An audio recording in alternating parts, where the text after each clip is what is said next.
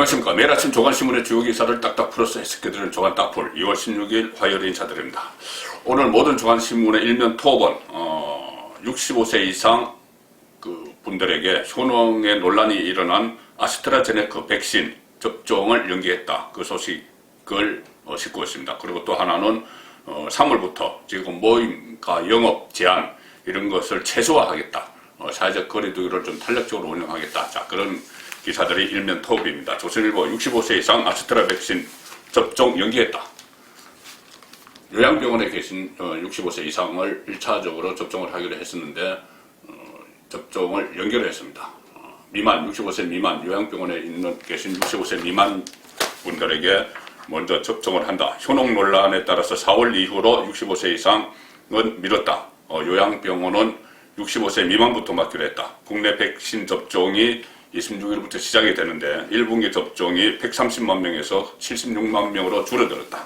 그런 것이고, 또 국민일보는 일면 토벌 앞으로는 통제 대신 자율로 한다. 4달 거리두기 대전환 음식점 또 여러 소상공인들을 위해서 좀 탄력적으로 운영을 하겠다. 그런 방침을 어제 문재인 대통령이 수석 보좌관 회의에서 밝혔습니다. 방역 개편 밝혔다. 영업 제한 최소화하고 그 대신 위반하면 처벌은 강화한다. 그래서 벼랑끝 자영업자 달래기 고육책이다. 이런 분석이 나오고 있습니다. 자, 코로나 사태가 장기화되면서 일상 속에서 방역을 하는 것으로 방향을 전환하는 것, 그것은 좀 맞는 방향 같습니다. 그동안 피해를 입은 소상공인들에 대한 지원도 필요하죠. 선별적 지원, 보편적 지원 이런 논란이 많이 있었는데 보상을 하긴 해야 되는데 하필 그 시점이 4월 서울시장과 부산시장 보궐선거를 앞두고 민주당을 중심으로 집중적으로 이루어지니 이것이 다시 선거용 아니냐, 정말 면밀한 대책을 수립을 하고 꼭 필요한 곳에 선택과 집중을 하는 그런 과정을 거쳤느냐, 아니면 그냥 선거가 앞으로 다가오니 그냥 급하게 끌어다 돈을 빚내서 지원을 하는 것이냐, 그런 논란이 일어나고 있습니다. 정부는 일단 3월에 선별 지원, 소상공인을 비롯해서 어려운 곳에 선별 지원을 하고 추후에 보편적 지원, 모든 국민들에게 재난기금을 다시 주겠다 이 이야기인데 4월 총선, 4.15 총선 때, 작년 4.15 총선 때와 거의 비슷한 양상입니다. 그래서 문제는 왜 하필 4월 보선 앞에 서둘러 선별 지원을 하느냐, 자, 그 논란이 지금 일어나고 있습니다. 선거용 아니냐, 그런 논란이죠.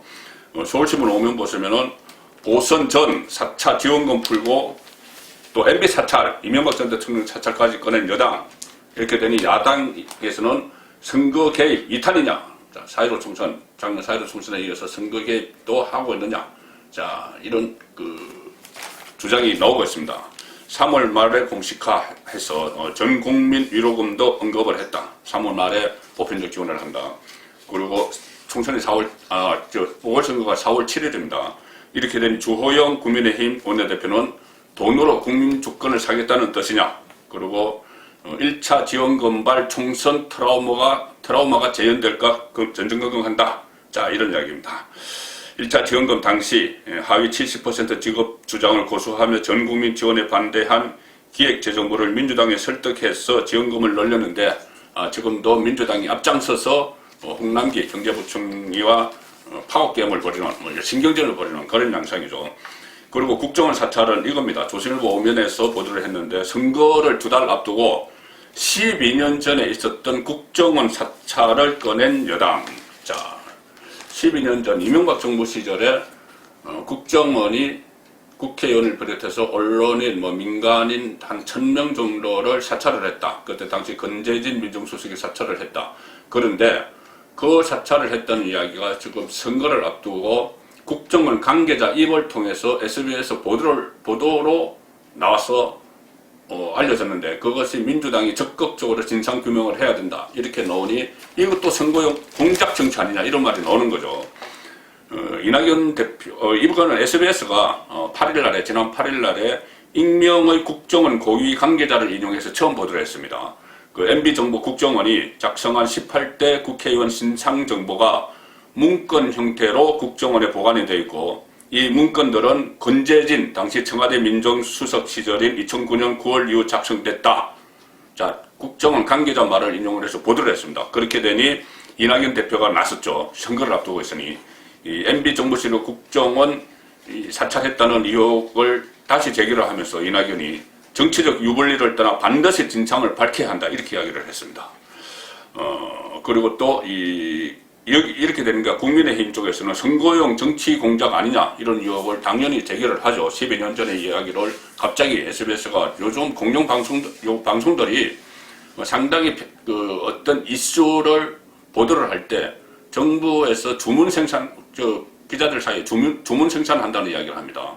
그 주문 생산하는 것은 기자들이 이렇게 해서 이런 자료를 좀 달라고 하는데 주문 생산하는 것이 아니고 그쪽에서 자료를 넘겨줘서 정보기관에 이런 데서 자료를 넘겨줘서 주로 여당에 유리하고 야당에 불리한 이런 보도들을 많이 하고 있습니다. 최근 들어서 국민의힘은 그래서 지난 4년간 적폐청산한다면서 청와대 캐비넷을 다 뒤지고 그때 정권 바뀌고 나서 민정수석실에 캐비넷에서 무슨 문건이 나왔다 막 그런 이야기가 있었죠.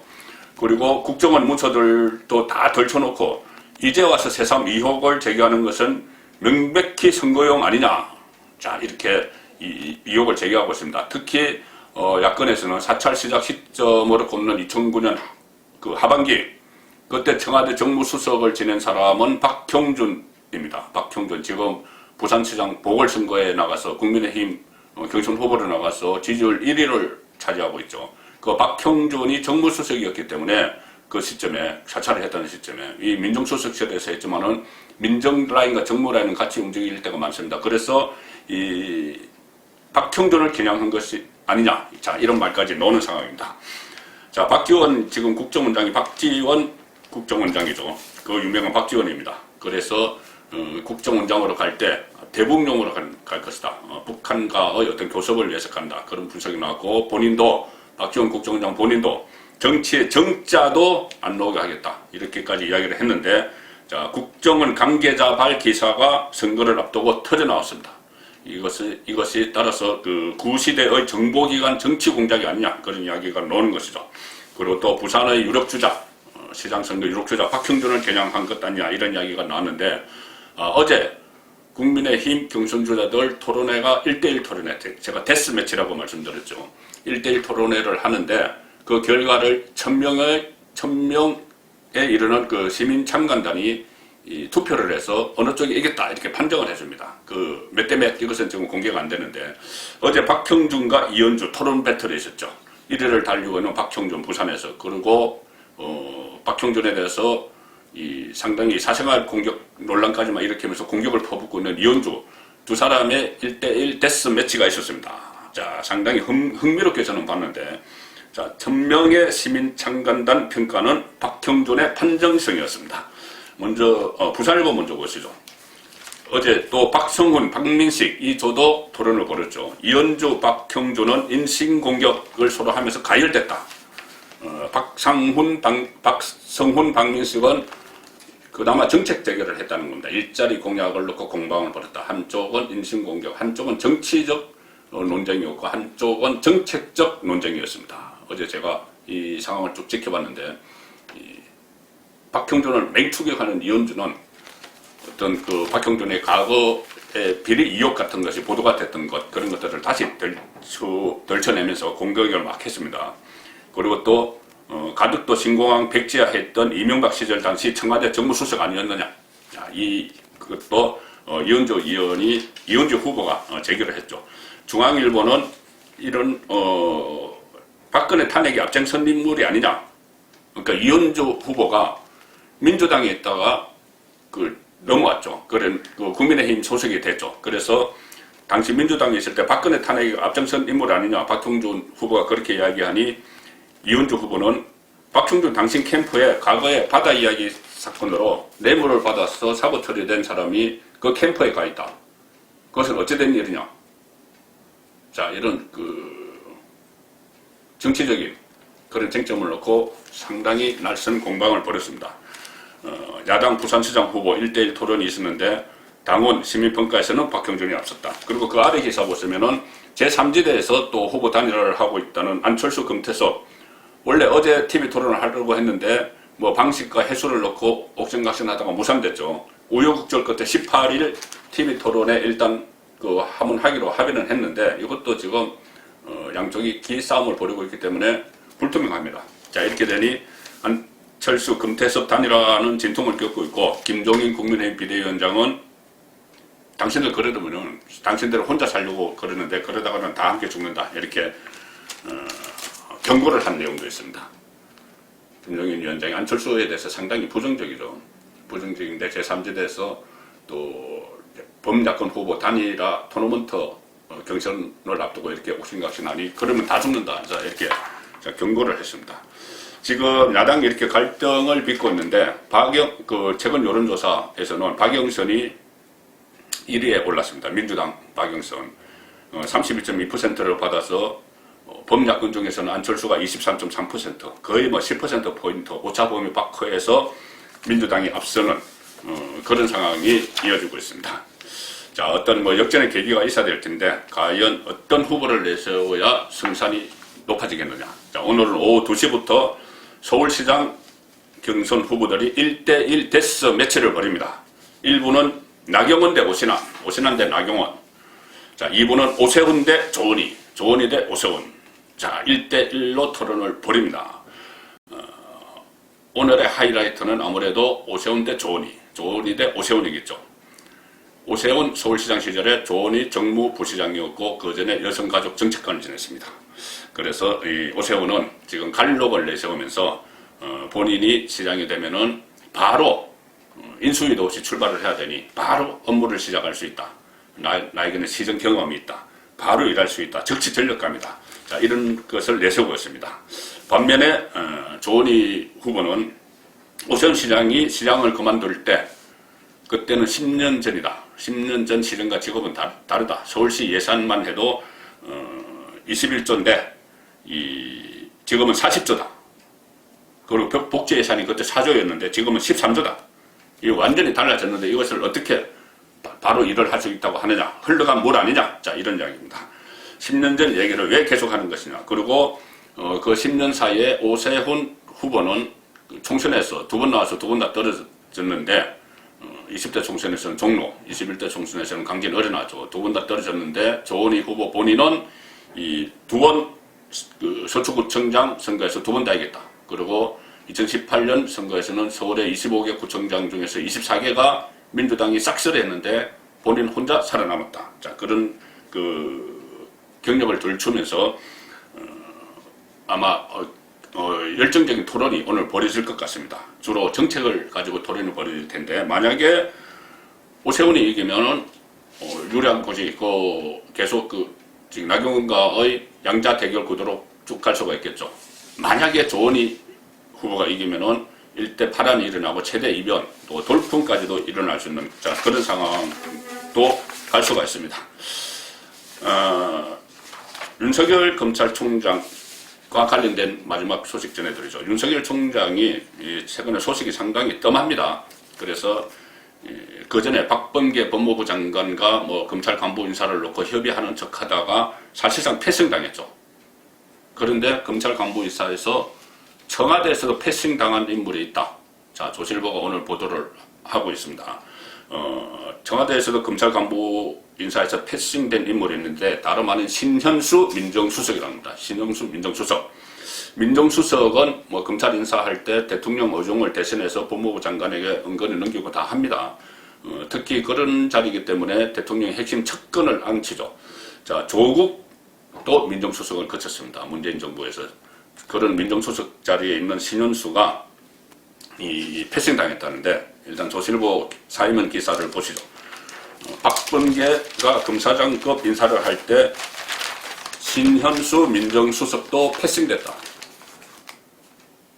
자, 윤석열 검찰총장과 인사협의를 하는 모습만 보도자료까지 뿌리면서 다 보여줬죠. 그런데 실상은 윤석열 검찰총장이 요구했던 3가지 이성윤 지검장 자리 이동, 또 대검 간부 자리 이동, 그리고 한동훈 검사장 큰배 전부 다 묵살을 했습니다. 그리고 패싱해서 인사를 했는데 청와대 안에서도 신현수가 패싱이 됐고 신현수 수석이 사석에서 불편한 심기를 표출을 했다. 인사 논의에서 내 의견은 완전히 배제당했다. 이런 이야기를 사석에서 했다는 겁니다. 그리고 당시 인사에서는 이성윤 서울중앙지검장이 유임이 됐고 심재철 법무부 검찰국장은 서울 남부지검으로 영전성 이동을 했죠. 그래서 추미애 사단이 다시 활개를 쳤다. 그런 그 이야기가 나왔는데 신현수 수석이 최근 지인들에게 이번 검찰 고위 간부 인사 논의에서 박범계 법무부 장관에게 배제당했다. 박범계에게 배제당했다. 그런 그 취지의 말을 하면서 불편한 심기를 노출했다. 사실 뭐 신현수 민정수석은 검찰 출신이죠. 검찰 출신이라서 그 임명이 될 때 윤석열과의 관계를 좀 좋게 만들기 위해서 임명된 것 아니냐 그런 그 분석도 있었는데 오히려 지금 박범계에게는 패싱을 당했다는 이야기입니다. 그래서 지금 법조계에서는 신현수가 검사장급 인사에서 배제를 당하면서 거취를 고민하는 것 같다 이런 말도 돌고 있다고 합니다. 다만 법조계 일각에서는 신현수가 다시 역할을 할 가능성도 있다. 그러면서 조국 전 민정수석 계열이라고 볼 수 있는 이광철 민정비서관, 김영식 법무비서관 사이설이 나오는 것도 이와 무관하지 않다. 지금 청와대 안에서는 뭔가 일이 벌어지고 있는 것 같은데 민정라인에서 조국 계열인 이광철 민정비서관과 또 뭐 윤석열 라인이라고는 할 수 없지만 검찰 출신이고 윤석열과 가까운 신현수 민정수석 사이에 마치 어떤 파워게임이 벌어지는 그런 그 느낌이 들고 있습니다. 청와대 민정라인 안에서 뭔가 일어나고 있는 것 같은데 조국과 윤석열 전쟁 그 연장선상에서 일종의 대리전 성격으로 민정수석실 안에서 파워게임이 이루어지고 있다. 그런 분석들이 나오고 있습니다. 자, 조국과 이광철은 뭐 뗄래야 뗄 수 없는 사이죠. 민정수석 때 민정수석실 선임 행정관을 했고 그 다음에 지금은 민정비서관을 하고 있고 특히 이광철은 윤석열 검찰총장이 지휘했던 울산시장 선거 농단 사건, 청와대 불법 개입 혐의 사건 거기에 수사 대상에 올라가 있습니다. 지금 13명의 기소가 된 그 사건에서 수사 대상에 올라가 있습니다. 아마 이 수사가 재개가 되면은 다시 윤석열 검찰에 불려가야 될 그런 운명에 있는 이광철이 지금 신현수 민정수석과 파워게임을 벌이고 있다. 대리전을 벌이고 있다. 그런 이야기가 나오는 것이죠.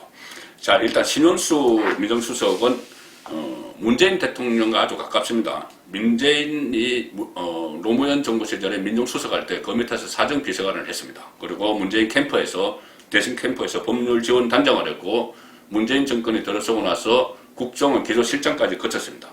자, 그런데 윤석열과 신현수의 관계도 만만치 않습니다.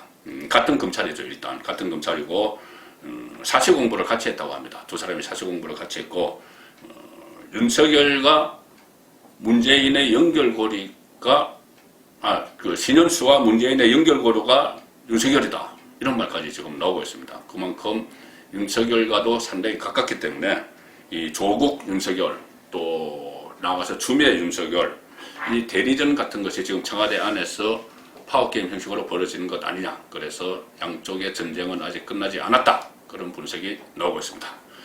6월 16일 보내드린 조간딱풀이었습니다.